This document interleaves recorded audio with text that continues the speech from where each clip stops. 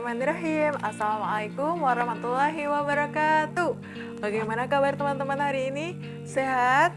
Siap belajar pada kesempatan kali ini? Nah, Alhamdulillah selamat datang di Mapel Bahasa Indonesia bersama Ustazah Aswa. Pada kesempatan kali ini kita akan masih belajar sama dengan materi yang sudah kita pelajari sebelumnya, yaitu tentang materi teks berita. Nah, kalau di pertemuan sebelumnya teman-teman belajar menyimpulkan teks berita, kalau di pertemuan kali ini kita akan belajar tentang apa? Kita akan belajar tentang yang pertama, nanti kita akan belajar tentang ciri-ciri teks berita. Yang kedua, nanti kita akan belajar tentang unsur-unsur yang terdapat di dalam teks berita. Yang ketiga, kita akan belajar struktur kebahasaan yang terdapat di dalam teks berita. Begitu teman-teman, sudah siap belajar? Nah, oke teman-teman, sebelum kita memulai materi tentang teks berita, nah yuk kita lihat dulu contoh-contoh teks berita. Berikut akan Ustazah perlihatkan ke teman-teman bagaimana contoh berita yang baik dan benar. Silahkan dilihat ya.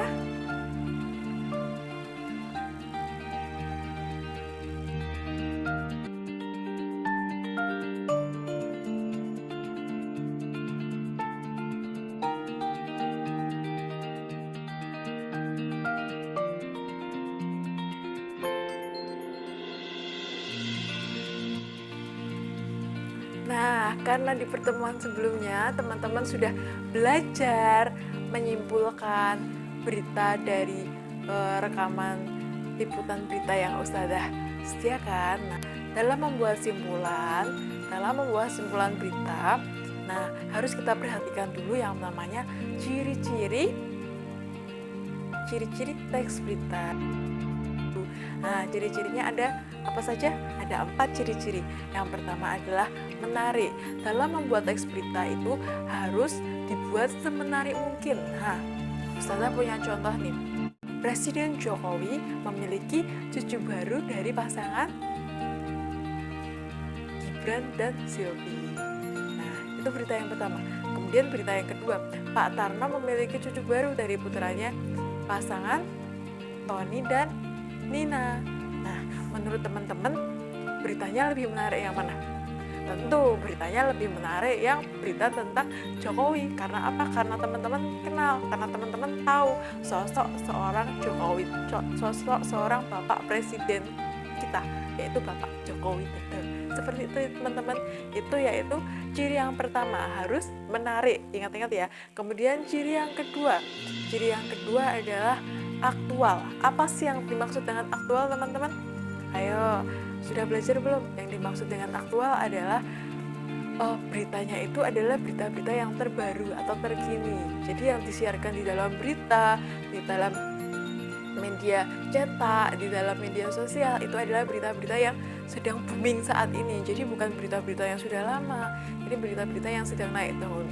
Kayak gitu ya teman-teman. Nah, kemudian ciri yang ketiga apa teman-teman? Ciri yang ketiga adalah faktual.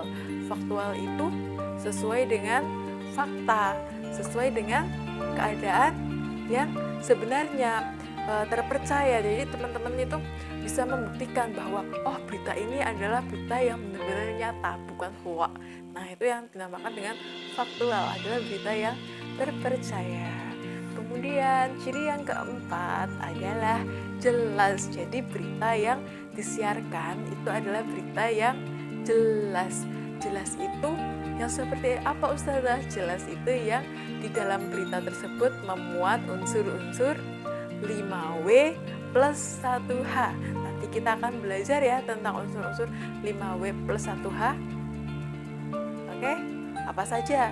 Nah, seperti itu. Jadi Ustazah ulangi lagi ya, ciri-ciri dalam teks berita itu ada 4. Yang pertama tadi ada apa? Menarik. Yang kedua ada aktual. Aktual itu berita yang terbaru ya. Yang ketiga ada faktual. Faktual itu yang sesuai dengan fakta atau terpercaya. Kemudian yang keempat itu jelas. Begitu teman-teman, dapat dipahami?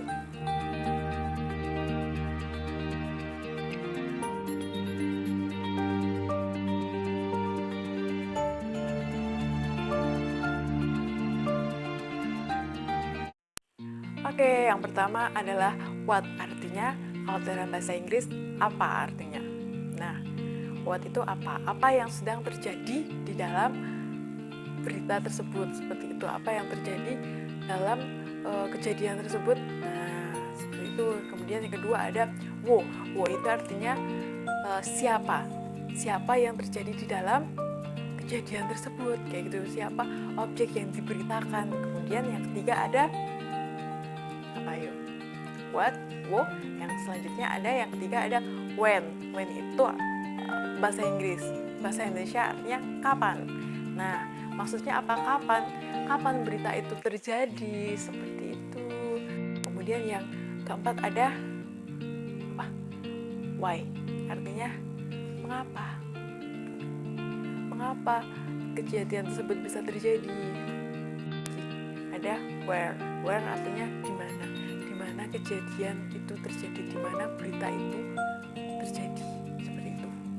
Kemudian yang terakhir ada how, artinya bagaimana. Bagaimana kronologi kejadian tersebut, seperti itu. Bagaimana kronologi dari awal sampai akhir berita tersebut bisa terjadi, kejadian tersebut bisa terjadi, seperti itu.